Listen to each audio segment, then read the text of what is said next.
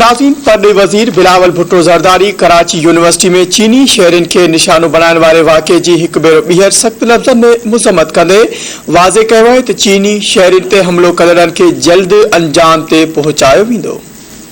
चीन के शहर ग्वांगजू में बिलावल भुट्टो ज़रदारी चीनी हम मनसब से मुलाकात कई, जैमें पाक चीन लागापन ते तफसीली गुफ्तगू थी।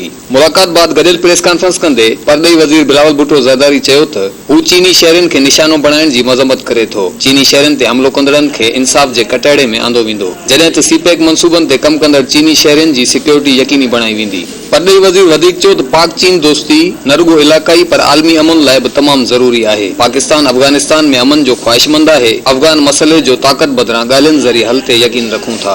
बिलावल भुट्टो ज़रदारी उन मौके ते वालारियल कश्मीर में भारतीय बर्बरियत खिलाफ बि ज़बरदस्त आवाज़ उथारियो ऐं चयो त भारत वालारियल कश्मीर में मुस्लिम अक्सरियत खे अक़लियत में तब्दील करण जी कोशिश करे रहियो आहे। आलमी बिरादरी मामलो संजीदगी सां ॾिसे ऐं भारत खे गैरकानूनी कदमनि खां रोके।